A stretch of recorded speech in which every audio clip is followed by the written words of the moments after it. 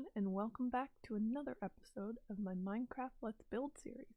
So I'm having to do a little bit of a voiceover for this part of the episode, just getting used to some sound issues, and there was some more than I didn't realize were there.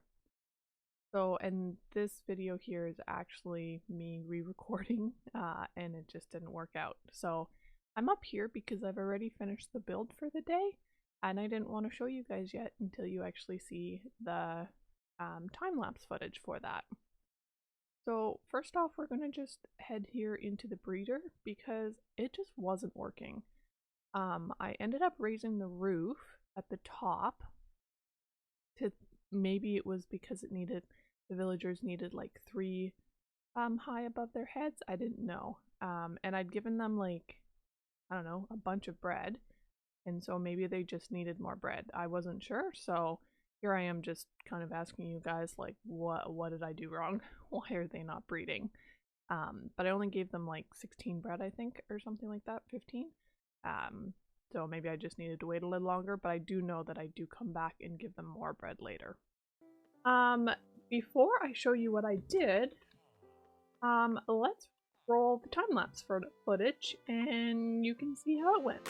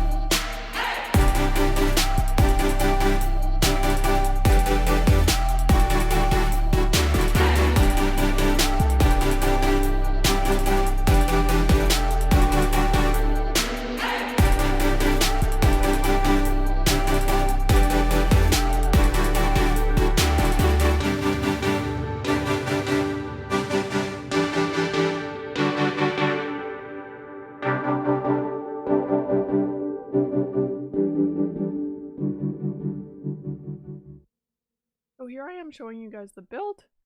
It took a long time, but also really fun to do.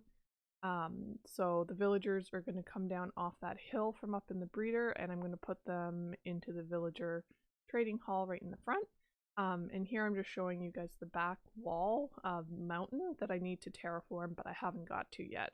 I had to cut it down because of just where I placed the trading hall. And here you can see I messed up a little bit. So I'm gonna have to fix that. I don't know why I did it that way. So I just have to move the one block over a bit. But I don't do that on camera. I do that later.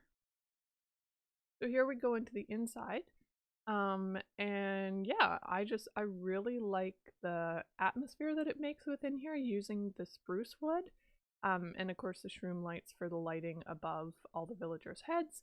So they'll each go in there, and when I get their job block, it will just go between those stairs and it will lock them in there.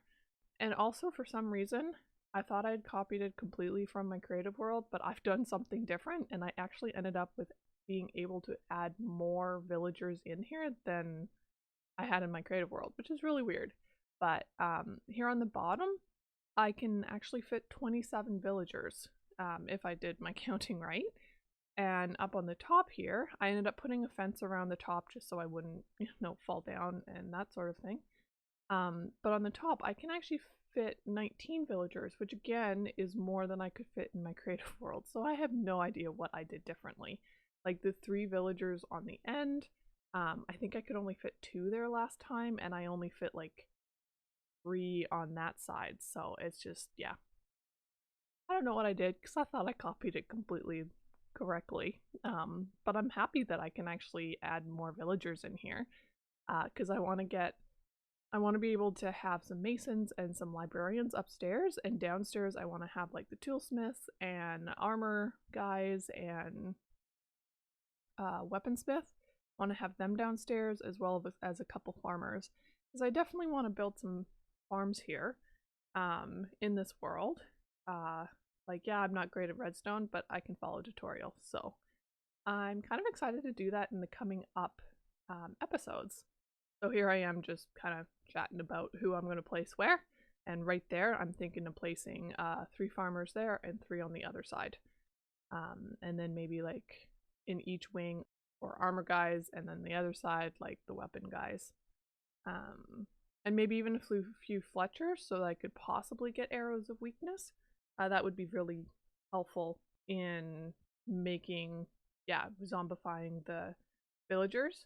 I did realize that I have this on normal level, and in order to ensure that my villagers don't die when I convert them, I need to have it on hard. So I will go back before I actually put the villagers in here, and I will be changing that to hard level just to ensure that they actually convert each and every time and don't die. So yeah, overall I really love this build. A little bit different of a style, but I like the color that it brings in, and of course using the deep slate. I don't know, I just really love using deep slate right now.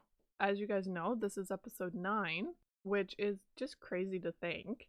Yeah, I'm really looking forward to getting more endgame, like getting Elytra, beating the dragon, all that kind of stuff, and having these villagers around here who will be able to give me better armor and all that kind of stuff will be so helpful for that end game. But yeah, here I'm just saying like the warped wood and the deep slate are really working well with my villager breeding center as well. Here I'm just going up the stairs to go back to the breeding to see why they aren't producing any babies. And I'm still very confused in this one.